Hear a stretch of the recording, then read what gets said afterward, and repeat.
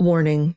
This podcast contains explicit sexual language and should only be listened to at work if you're looking for an excuse to connect with your HR representative.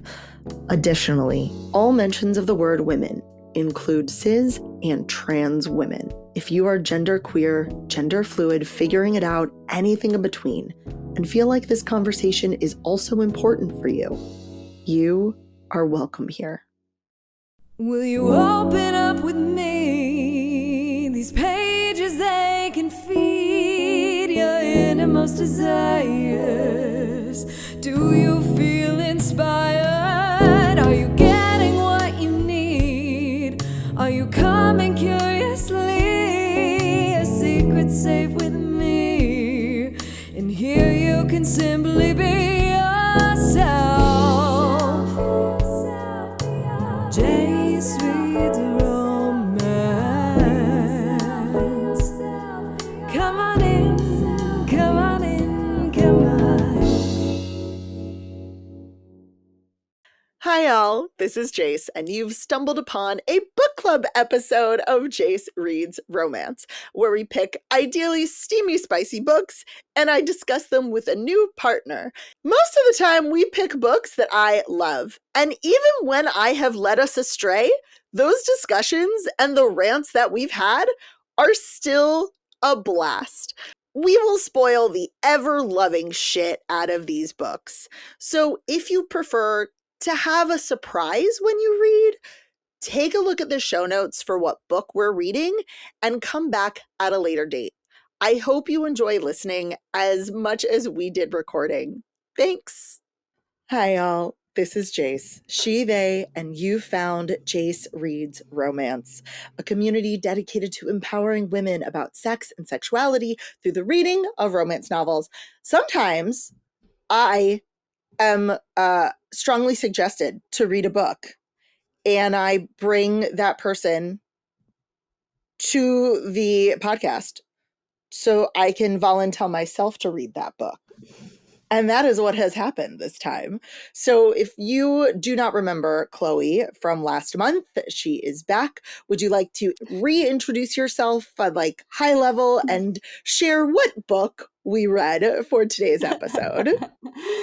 Hi, my name is Chloé. I am a sex therapist and certified aromatherapist, and I specialize in women's sexual trauma, and I happen to be an avid reader of the smut because the smut is very healing for women who have trauma and for women to regain their sexual autonomy and to feel comfortable and to get rid of their shame. Mm-hmm. Yes. And what book did you pick for us today?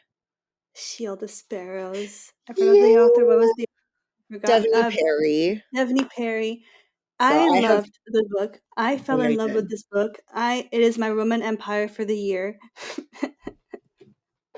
I love that. So I'd heard of Devney Perry. I'd been to signings with her. I'd never read her before. I knew Devney Perry as a small town romance author, which for those of you who know me well, is not really my thing. It's not for me.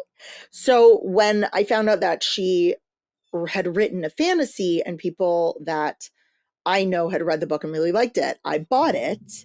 But as with so many books, it just was sitting on my TBR. So I was really excited when Chloé said she loved this book because, as per usual, it gave me an excuse to read it.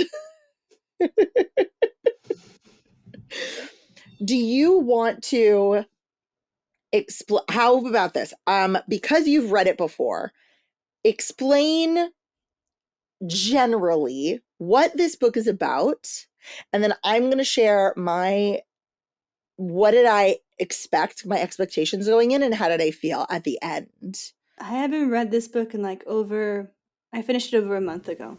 Woohoo! And so I may forget a few little details. Don't worry about it. Also, we spoil everything, so we're going to talk about spoils. If you have not read this book, do not listen. Everything will be spoiled. If you have not read this book, to the last moment, everything will be spoiled. Everything. Yes. So this it can be just like high level. Like I think these three things happen. It's fine. So Princess Odessa from Mm-hmm. the country of Quentin is kind of swept into this adventure to go become queen in another country by accident. So originally it was supposed to be her sister, but she gets chosen by the Guardian, who we don't know. Mm-hmm. There's like a whole thing behind the Guardian we don't know about yet, but she's chosen as the princess to marry the prince of this faraway land, and there's this whole ceremony where she's bloodbound and she is sent off to this land and to spy on behalf of her family.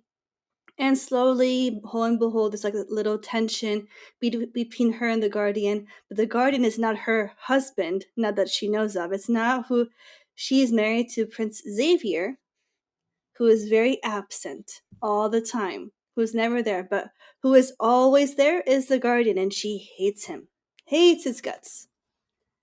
And we love that kind of yearning at the beginning. But I had so much fun kind of sensing the buildup. But like when I was reading it, I was like, something's fishy. Something's happening here. Like that he's too Yeah. MMC coded to not be something is gonna happen because the husband is not very MMC coded right now. Mm-hmm. I texted Seffi right when I think I was about 100, 120 pages in the last time I connected with you, Seffi, and I said, I'm not sure who the love interest is. Because as you said, she was married to Xavier, Yeah. but he's absent. He's not, really making a pass at her. And the Guardian And is he's being there, and these yes. feelings and the yearning is Yes. building. And so I just, Yes. I don't know if this is going to be a love triangle or what's about to I was happen very here. confused. I was very, very confused at the beginning because Xavier is Yeah. very passive. Like he's not really answering her questions. He's not really making a move. And when she's trying to say, "Are you even attracted to me?" Whatever, he's very passive about it. It was really so okay. So as I said, I knew Devney Perry as a small town romance author, but I always love when authors kind of genre hop. I think it's really fun to see an author do something outside of their comfort zone. And who the fuck knows? Maybe Devney Perry got a contract and they said, you got to give us a romantasy to do something, something, something. It doesn't matter. But I'm glad that this was my first introduction to her. I had no idea what this book was about going into it, but I did know going into this book that it was not a complete standalone, that there was a sequel that I've already pre-ordered. Yes. Already pre-ordered it. The ending, you gotta pre-order it. You can't not. Well, when I, and this is the thing, so if you were with us last month for the Never List, neither me nor Caitlin knew that was not a standalone. And when you go into something knowing it's part of a series, especially knowing that it's going to be a series following the same couple, there's a different expectation of how many answers, how complete the plot will be that you have.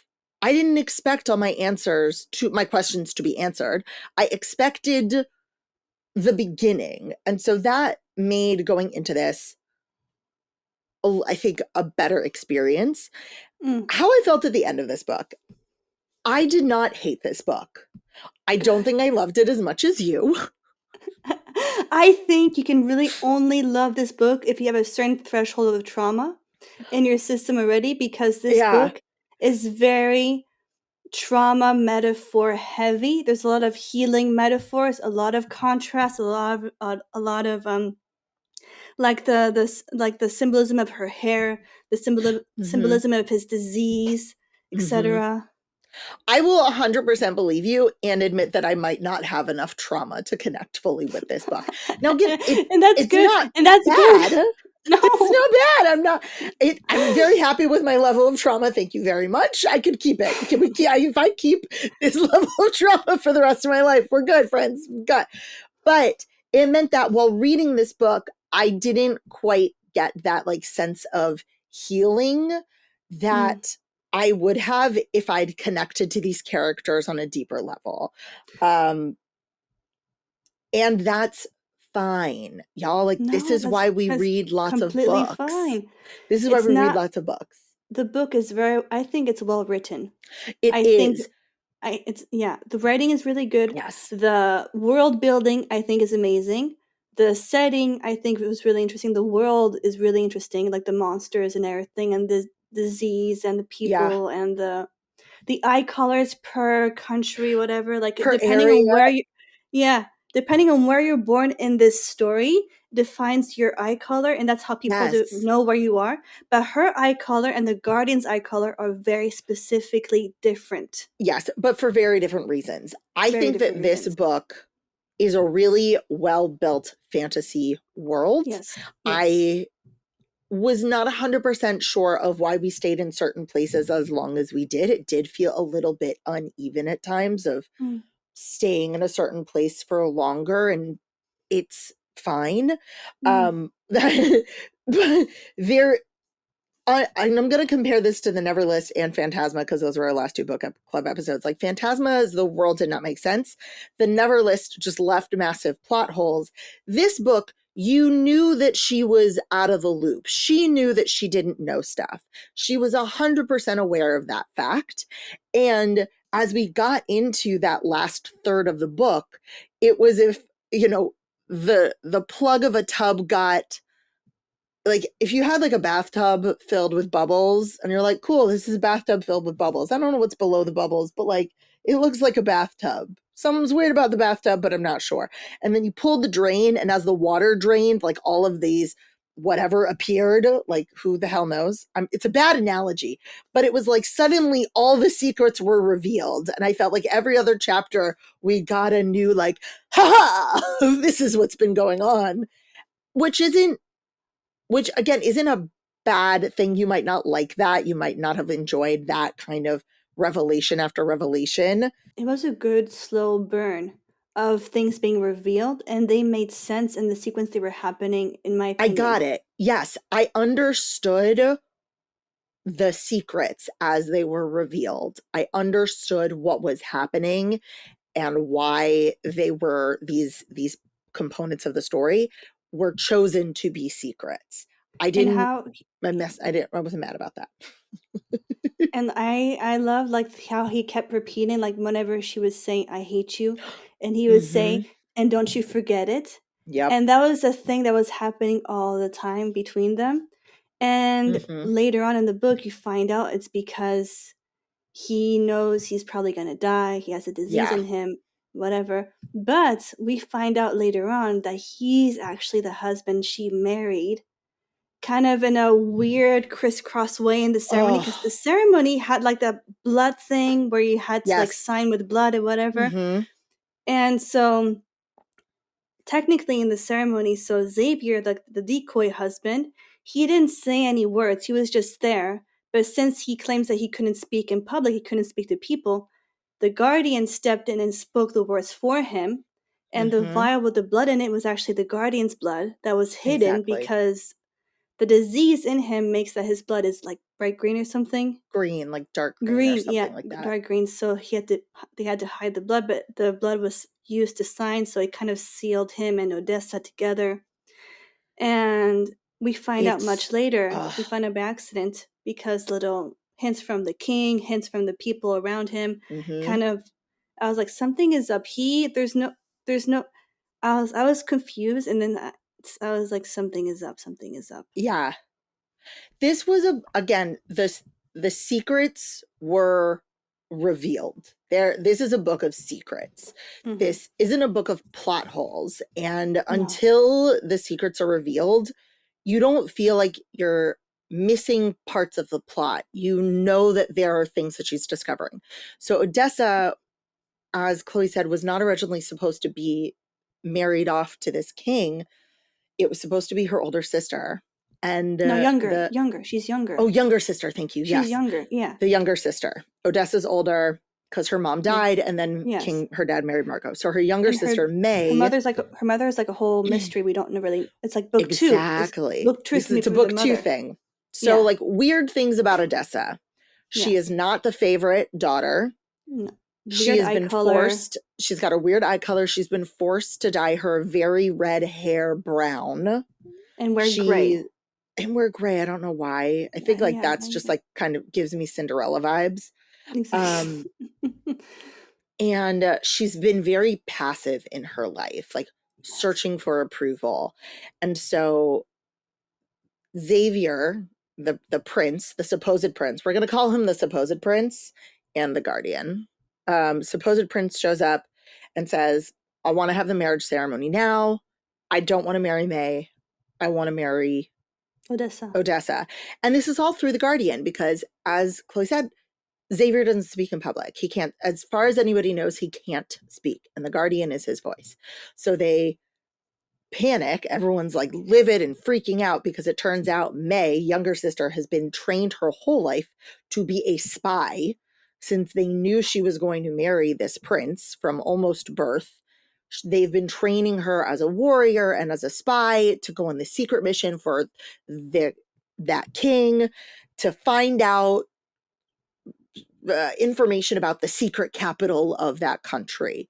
Because that capital holds the answers to defeating the Crux. But we don't know that. Like, we don't know that. what but they want. They think, but they supposedly that's what they say, but we don't know really.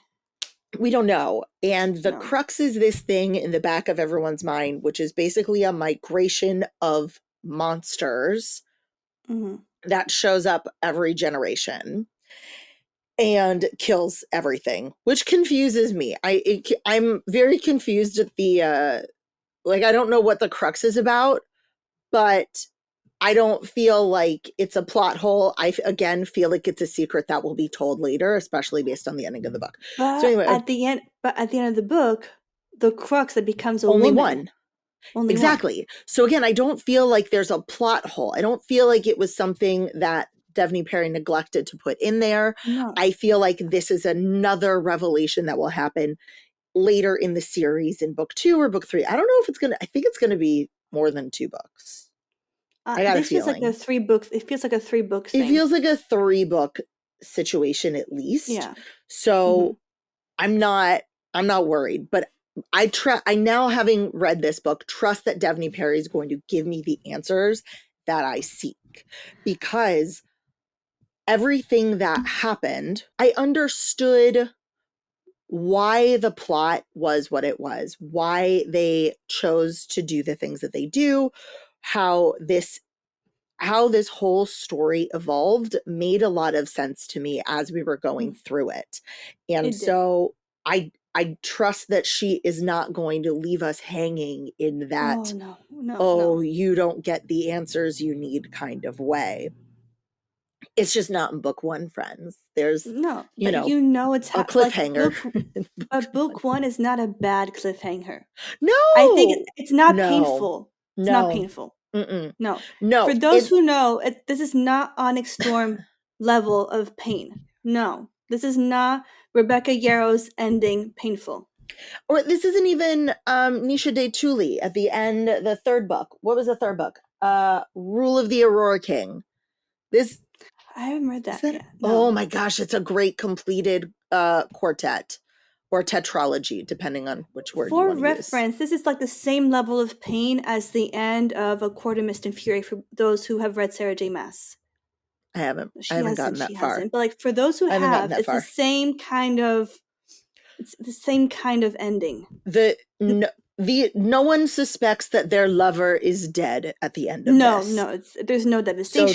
So there's no. They are separated for good reasons, and the next book is the end of this book is the Guardian, whose name we learn is Ransom. He's actually Xavier Ransom, whatever the last name is, because he's the true prince, and the guy who is supposed Xavier, his name is Dre, which I think is the most perfect name for him, because I'm like, that is such a boring ass name, and you are such a boring ass person, except for the fact that you apparently like to share. His daughter is adorable. His adopted daughter is adorable. Don't you mean Ransom's sister? I know, right? This is, again, it was like, oh, you have a daughter. Oh, well, that's crazy. No, she's not his daughter. She's my sister. We're hiding her from my father, who is an asshole, who is psychotic. Who is an asshole, who is psychotic, who is like not great. We find out that Ransom's mom is on the run, but like not too far. And we also find out that there were a bunch of other spies sent by her dad, by Odessa's dad, to like stir up shit. I was so mad. I was so mad when I figured that out. Oh, that was so not fun. But Odessa, before leaving, was engaged to this very horrible, plain, stupid, misogynistic idiot. I wouldn't say he's horrible. He's just not great. He's not great. Not great. He's oh, what's like he's not bad. He doesn't abuse her. He doesn't treat her poorly. He's condescending. He's condescending. Yeah, because she's let everyone kind of push her around. And this is, I think, part of Odessa is everyone thinks that she is meek and she won't stand on her own 2 feet, which is why it's so fun when she and the Guardian are meeting that they immediately go into this I hate you banter. It's immediate. And it was really early. I think it was when she fell off the boat as they're. Oh, I think I have it somewhere. I'm so sorry. I just opened the page to one of my notes. This is so bad, but my note is, oh dear, Daddy's been bad.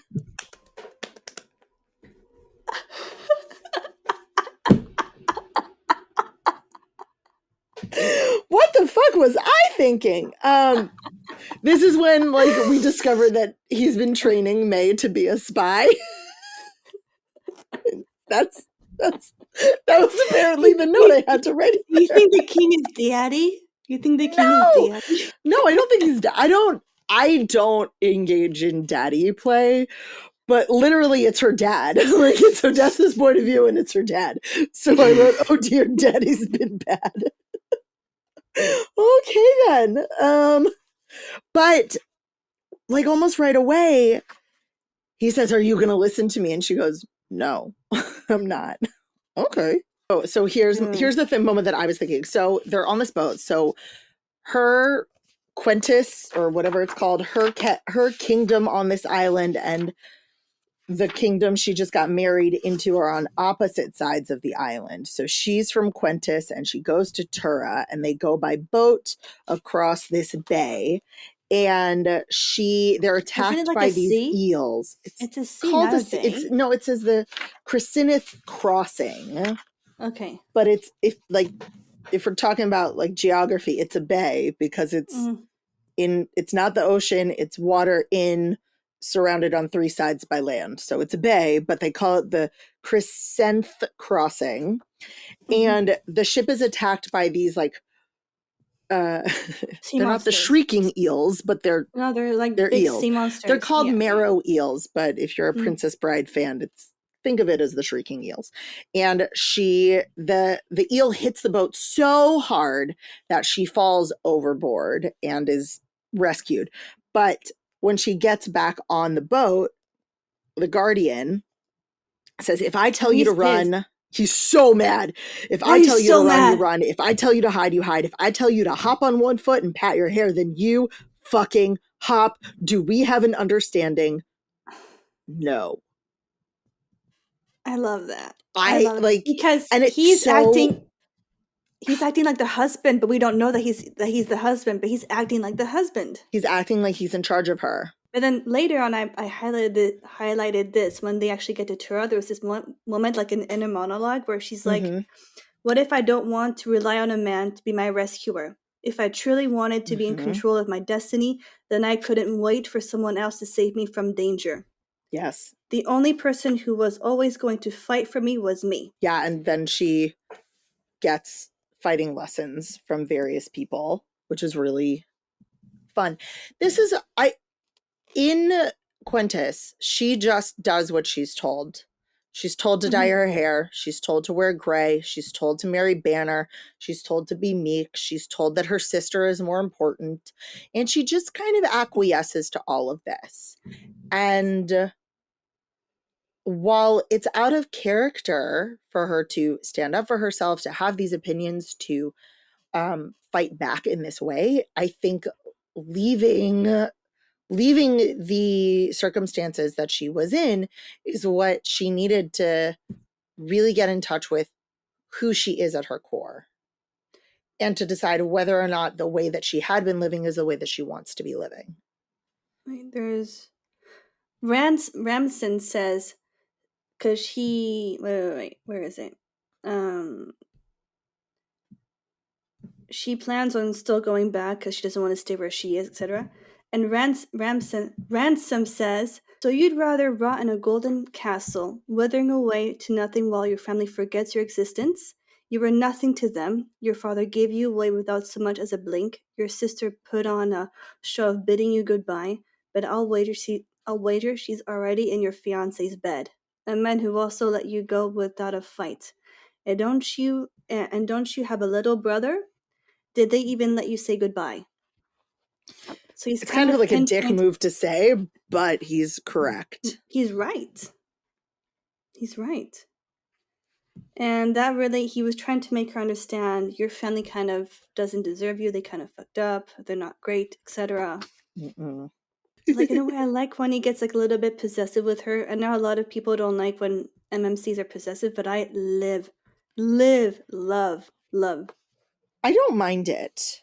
One of my notes is, could be the whole thesis of the book so far. So this is on 224 for me. I should have taken the time to plot a more elaborate, believable scheme.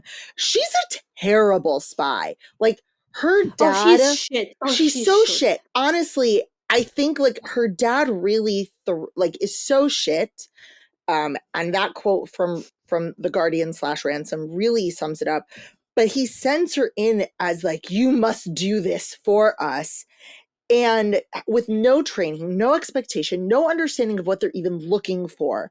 And so she says so. She knows that. She knows that she's screwed, but I think her dad should have just not given her anything to look for, because she has no idea. He's given her a mission with so little information onto what to go on, what to look for, how to do any of this, that it's laughable that she could even glean a fraction of what he wants. And yet she keeps trying to complete this mission, and she wants to make her dad proud. Exactly. And that's all she ever wanted. And she's terrible at it. She makes the worst plans. She's really shit at this. So it's very funny to watch that continue. But yeah. But then there's another part where she tells him, I hate you. And it says, it should have broken the moment. It should have pissed him off. But he stared at me like I was something to behold, something to cherish, something to protect. And then he says, yes, you do. Don't forget it. Don't forget it. And that's kind of their thing. I hate you. Yes, you do. Don't forget it. And it's only at the end. It's really as like they're about, like, they think they're about to die. Yeah. Where she says, I love you. Yes, don't you forget it. Don't forget it. And then there's this whole thing about him. There's a thing about him not trusting her through the whole book. Like, he tells her, I don't trust you. I don't trust you. I don't trust you. Yes. And it's only at the end where he says, I trust you. Yes. And where she, not that he didn't know, because like we said, she's a terrible spy. He knew that her dad sent her to be this spy. He heard it from his special hearing. I don't know if he heard it or he just knew. No, because one of his powers, because of the Lisa, the disease, he's able to hear really well. Oh, okay.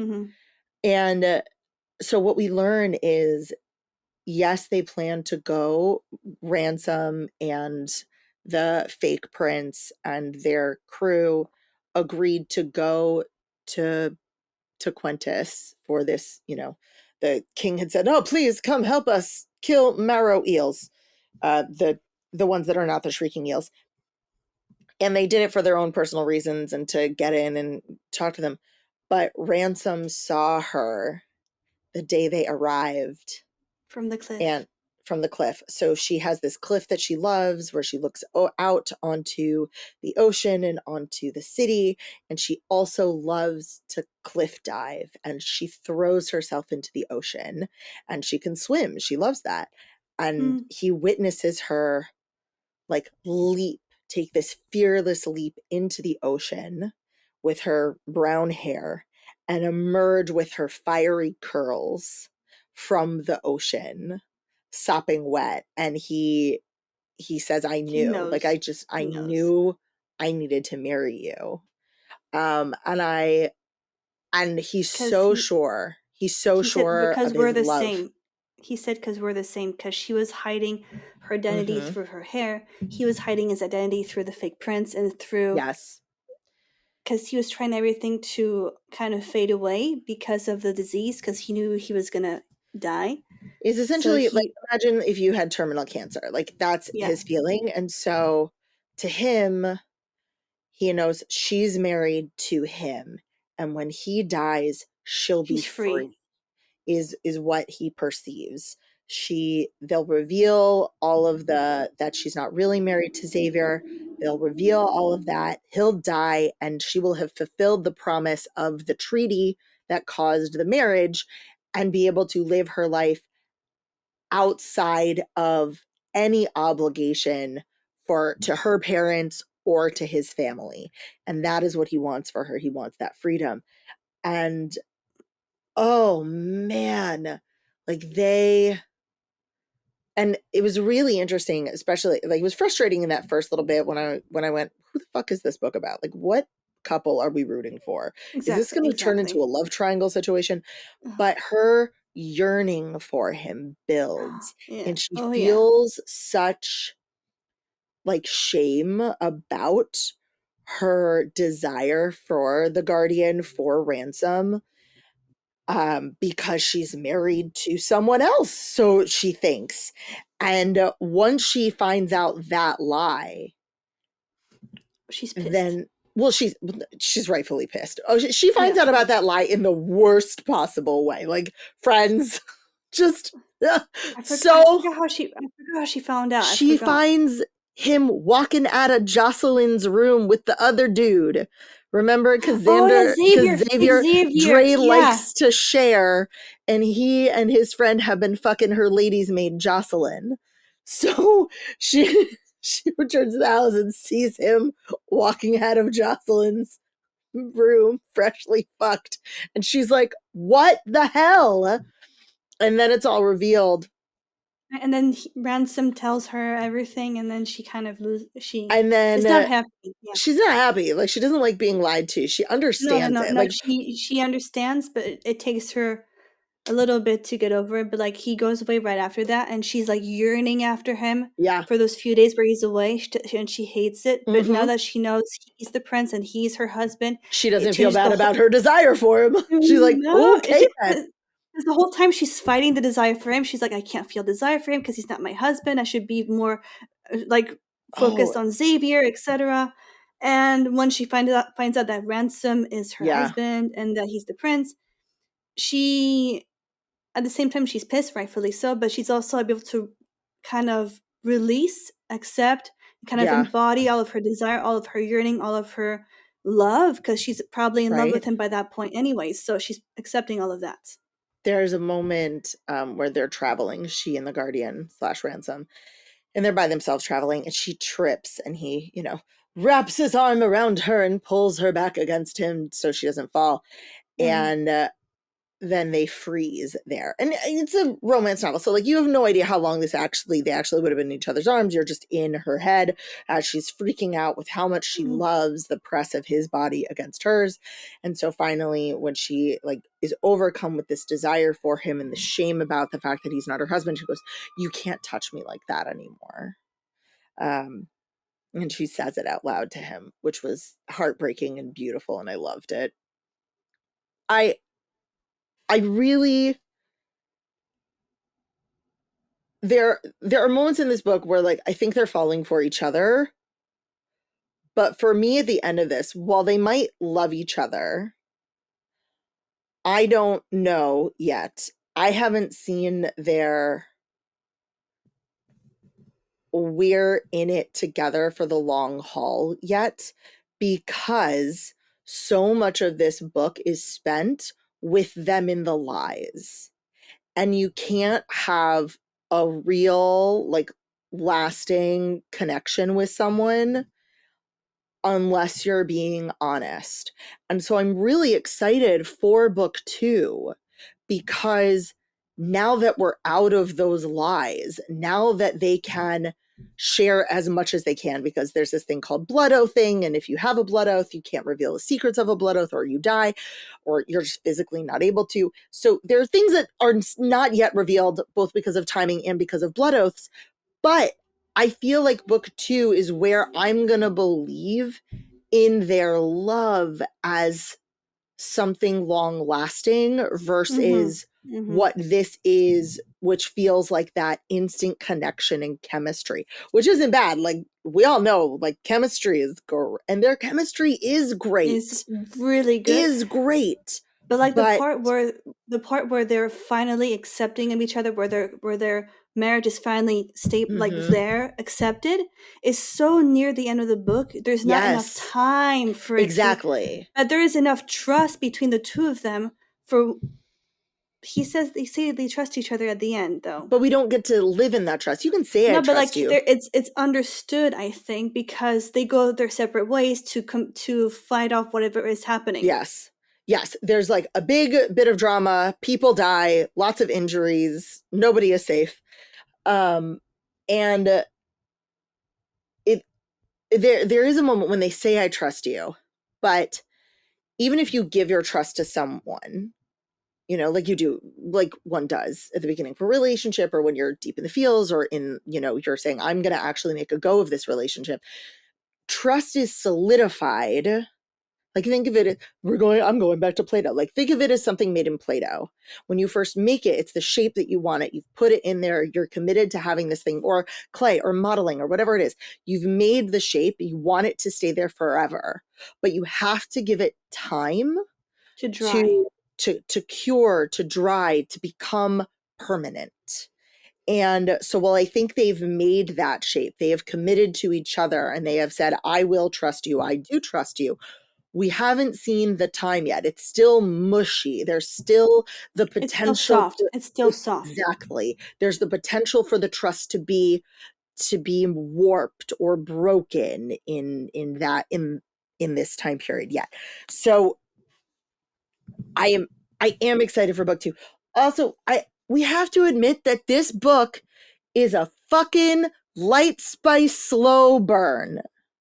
There's not much spice at the end, but it's mostly a slow burn, lots of yearning, lots of suggestions. Described. There's a lot of pining and sexual feelings. Yes. But and there's a lot of like heat pulling between her thighs and everything. Yeah. There's a lot of heat pulling between her thighs. But there's my body ached in all the right places, and I craved more. No, but it's usually, like, I just finished a series where it was a lot. Remember, I told you it was a lot of sex all the time. Yeah. And I think it was overkill sex. What series was it? What series was it? The Kingdom of Stars and Shadows. This one. It's like the bingy. There's not much substance. It's a good read, but like in the last book, I skipped all the sex scenes because I was so tired of it. I read her second series, which was fine. The first book in that series was really good, and then the second 2 books were bad. The second 2 books were so bad that I didn't even get the third book to put on my shelf as a trophy for having read it. I didn't even buy it. Wow. That's how bad it was. Wow. No, like I bought the other 2 books on Kindle because I wanted to, know what happened. I think they're all on Kindle Unlimited. Yeah, no, they are. They're all on KU. But a friend of mine who read it said she also didn't feel like she stuck the landing of the plot in those books. No, it was a lot of plot holes. It was kind of confusing. Yep. And like the guy was great, but he's no ransom, and it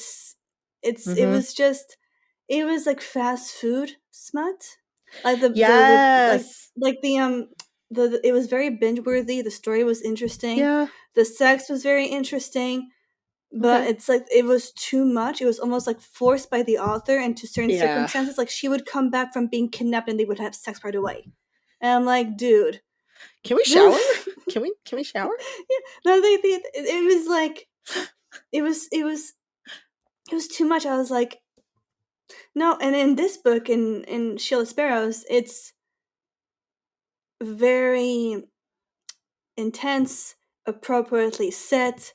It was meaningful for how many times it happened. It But did have meaning. I just wish there was a bit more description. I feel like there was yeah, so it much was very burning. very nuanced. It was nuanced. Like why couldn't I see the fucking? I'm like, oh, this is a beautiful emotional moment. I get Yeah, that. it was not very it was And not very no. descriptive. Like it was, I think what made it so addictive was him as a person and how he reacted towards her and her trauma and Yeah. how he tried to make her come out of her brown hair into her red hair. It's like, this is who you are. I want to see the real you. I don't want to see the fake you. No, and he insists that she becomes stronger, that she Yes. learn how to fight, that she Yes. physically can survive in because their kingdoms are very different. The kingdom she comes Yes. from, not only is she a princess, but they aren't in strife constantly. That there aren't the monsters that there are. There's in the wilderness that there is in Tura. Like Tura is a wilderness. They have lumber, they have metalworking, they have forgeries, but they don't have like fertile soil for crops. And there are it's kind of like Canada in that it's a lot of wilderness for not as many people, but it's a lot of land and wilderness and not as many people.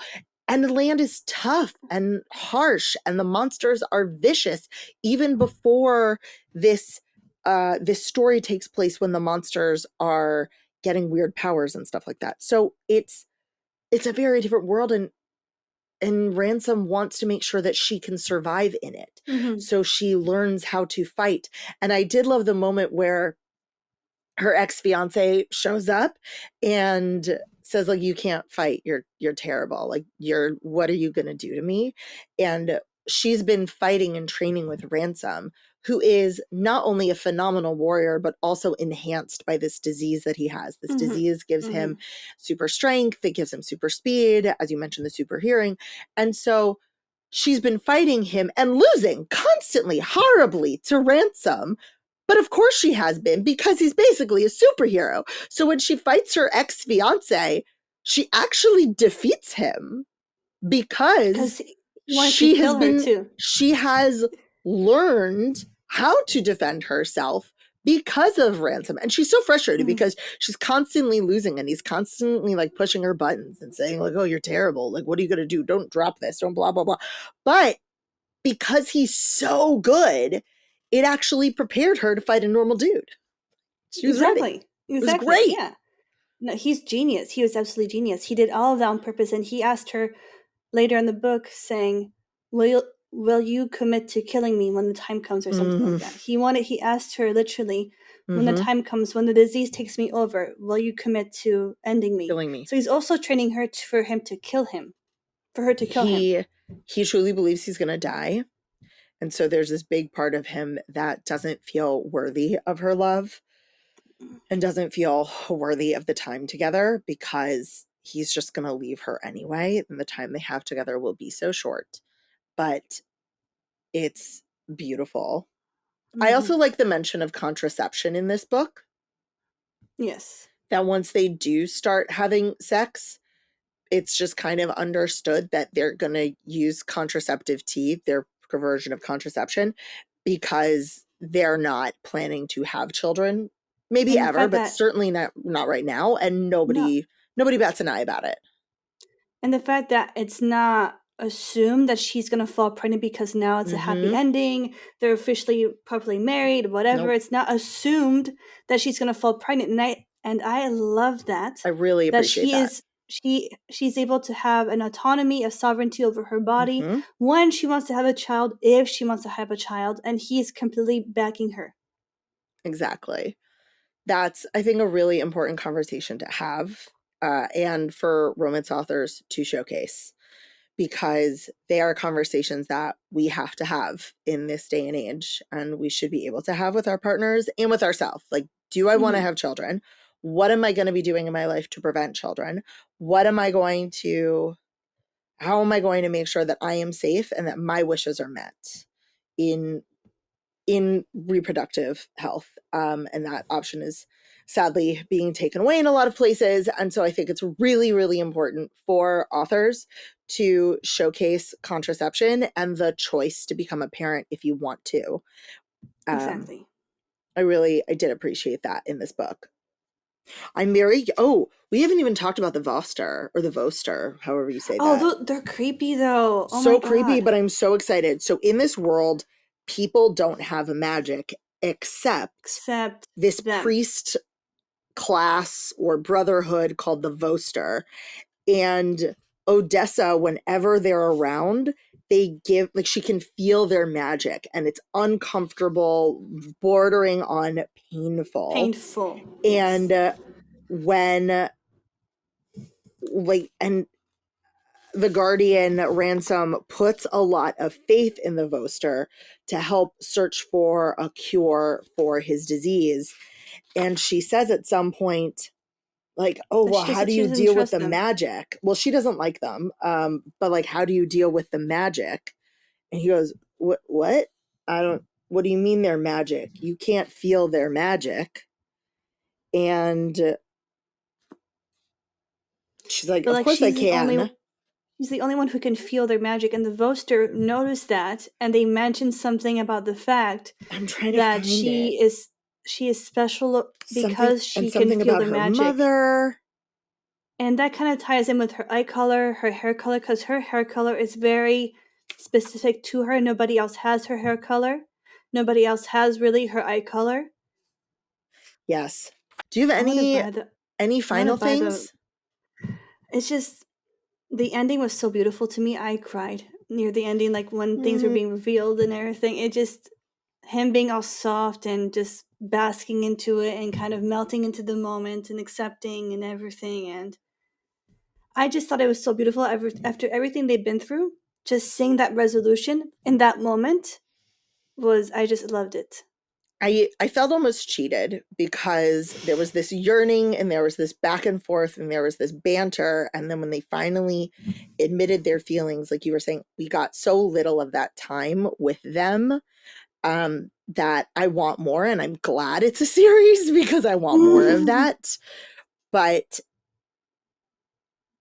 it was a good read. It was not my favorite. I'm not in love with it the way that you are, which is fine. But in terms of would I recommend this as a fantasy novel for people to read? Yes. I'm hoping that there is more spice to come. Please, Devney Perry, or Devney Perry readers, because she has so many other series. She does. Like, I'm trying to find like this one quote from him that I loved. Like, that just look at all of these series that she has. The Jameson Valley, they're all small town things. Haven River Ranch series. So, like, if you've read her other books, and I don't know if these series follow one couple or if they're interconnected standalones, let me know if they get spicy, because I want my spice in these next books. If they be spicing, I want to see the spice.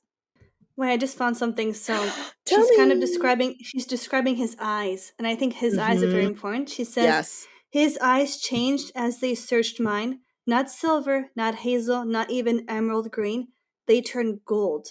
The same gold I saw each morning in my mirror. And the thing is that with Ransom, his eye color changes depending on his mood. Yes. And Hazel, so we see that in their like normal banter, emerald, when like clearly he's turned on. Like, let's say it like it is. Yes.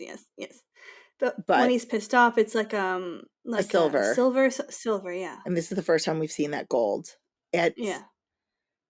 I'm intrigued. I am intrigued enough that I will be reading the second book. I can't wait. Yeah, I know. And I like I said, I have it pre-ordered. I'm excited to have my matching set. And, but I do respect that. I think this is the first, well, I mean, the Neverlist was unintentionally a series like that. And then we just did the whole new Camelot series last year, which is a series that follows the same trio, thruple, triad, whatever you're going to call it. Mm. But this is the first time we've done a standalone that on purpose that has stopped and it has a series that's continuing. So I appreciate that. Thank you for encouraging me Wait. to read it. Yeah, but Yes. like one more You quote. found it. It's Yes. him. But I found it. So at the end, when they're about to, when the whole world is about to go to shit, he says, "When I am nothing but dust and ash, Torah will endure. I do not need a crown, and I have made my peace with my destiny. But before I step into my grave, my choice is you." Yeah. Yeah. He loves her so hard. So much. I think So more much. than she loves him, I think. I do. I think Because she's still freshly in love with him. He's been in love with her for much longer. he fell and he allowed himself to fall from the beginning.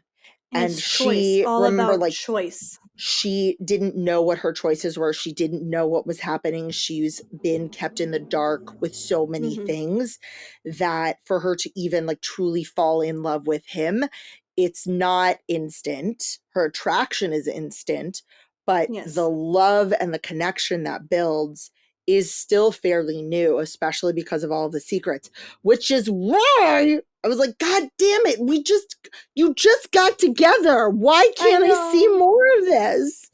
And then she Yeah. says, you are my choice back to him. So again, there's this whole preface around her choice, because back in Quintus she had no choice. And she She didn't had let no herself. agency. And in this reality with him, she's living with her bold hair, she's wearing bright clothes, she is the future queen, she's a princess, she's accepted, she's seen, and she has a choice into who she loves. It's a great start to the journey. I think that's how I'm going to say that. It's a great start to the journey because it doesn't feel finished. Like this book, then this story isn't finished, but also doesn't feel finished. It doesn't feel like she has completed her Or metamorphosis into that person whoever that she she's is. truly meant to, exactly that person she's meant to be. But So from I'm the excited. beginning, he calls her my queen. We don't understand why he says that, but from the beginning, he says my queen, and I'm like, oh. At first, it feels kind of condescending, like my queen. My queen. But and then it's like, and then it becomes. It's kind of like as you wish. What yes. you realize is what God, he means is I love you. I made quite a few Princess Bride references in this book. No, but I agree though. I agree. That's what it is. No, okay. I'm happy you don't hate the book. I don't hate the book. Yes. I don't hate the book. I did not have a miserable time with the book. I flew through this book. I flew through it. And so it's a very easy read. Besides the names of things, if you're like me, you might need a post-it with names. Well, fantasy has like weird names in it, like places, people, whatever, and creatures. It always has weird names. Always has weird names and rules and like what's the magic system? Is there a magic system? What are the names of all of these animals and monsters and stuff like that? So you might need a post-it like I did. But I thought it was a really easy fantasy to get into. It was very, in terms of the world building, that was very clear, minus the crux, which was always this, blah, blah, blah, blah, blah, once in a generation. And we only have Odessa's point of view until the final chapter where we get Ransom's point of view. So the fact that we're just as confused as Odessa feels fine. It's all good. Again, if you need your trilogy, your series to be completed, give it a couple years. Give it a couple years. It's fine. Go read Trial of the Sun Queen. It's fine. Go read The Artifacts of Oranos. That is all completed. Go read Quicksilver. Go read Quicksilver. Is that because the new one is coming out next month? It is Brimstone. Brimstone? Yeah, Brimstone. Yeah. Yeah. I'm trying to look at like other trilogy, other things. You could always go to Carissa Broadbent if you want. It's an interconnected series, but I think it's three Or you could, duologies in 3 books. So each duology follows a couple. or you Serpent in could the read Wings of Night is the first one, if you like that was a fantasy good one, but vampires. you could read From Blood and Ash. That's the new book just came out. The From Primal. Blood and Yeah, Ash. Yeah. that one is I'm not saying don't read it. I read From Blood and Ash. I enjoyed that.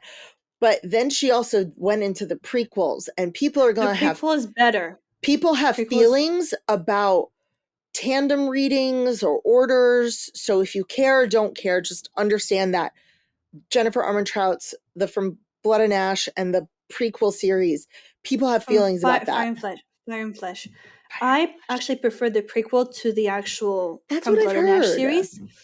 And I understand the sequence of the tandem read. I do understand it. It makes sense. But I got the newer From Blood and Ash book. I have not been able to read it yet because I don't know, something's blocking me, but From Blood and Ash is not an easy series to get through as much as the Fire and Flesh prequel. It's good for you. And if you haven't listened to the episode where we met Chloe, go back and listen to it, because one of the things that she taught us is reading is good for your vagina. Reading smut is good for the vag. It's good for a lot of things down there. It's good for a lot of good things, things down especially if you're like chronically single. You need a little bit of like fantasy and stimulation and some hormones to be released, and this is a very healthy way to do it. And why not? But there's also so much more science behind it. There's so much more like research and like a lot of neuroscience to back this up, and people would be very surprised to know that's not just reading smut. It's actually retraining your brain. Yes. So go listen to that episode if you haven't listened to it already. Chloe, thank you so much for sharing this book with me, Thank you. for I'm so happy encouraging me we to talked read about it. I'm so happy you liked it, and that it's so nice to talk to someone who's read it, because you're the only person I know who's read it. Oh no! Yes, nobody else has read it, and I'm like in my corner, like simping over this book, and nobody else is. Oh my goodness. Well, I love Ransom. I think he's a wonderful human. Oh, I love him. I love him. And so I fully support your obsession with him in this book. I'm excited to see where this series goes, because I feel slightly cheated because it's such a slow burn.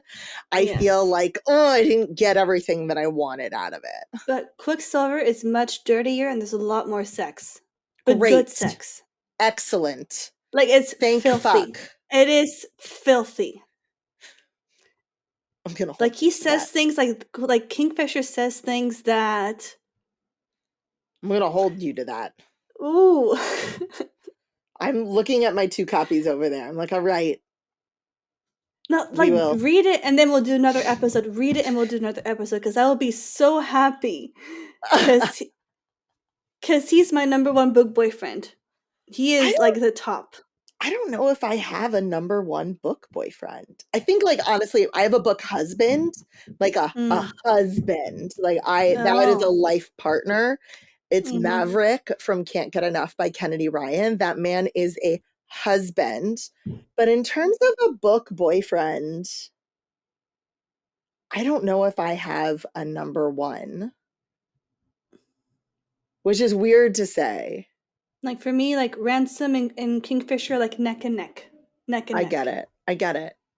All right. If you don't know where to find Chloe, you can find her on Instagram and Threads at It's Her by Chloe. All of those will be linked in the show notes, as well as a link to this book and the sequel if you want to pre-order it, just like I did. And if you want to listen to the episode, go back. I will make sure that episode is also linked in the show notes, or just scroll back through the podcasts. It was last month. And to all the fantasy slow burn fiends, bye. Jace Reads Romance is a 3 Paws Productions podcast. Produced by Sephi, edited by Michael Achenbach. Our theme song is written and performed by Diana Weishauer. For show notes and more, head to www.jacereadsromance.com. That's JAYCE Reads Romance. Follow us on socials at Jace Reads Romance everywhere. For more exclusive content, visit us on Substack, where you'll find extended episodes, bonus episodes, and more. Have a question, story, or book recommendation you know I'll love? Email Jace at jacereadsromance.com or call and leave a voicemail at 661-JACE-RR. That's 661-529-2377. Remember to rate, review, and subscribe wherever you're listening to this podcast. And as always, this is Jace, holding space for you.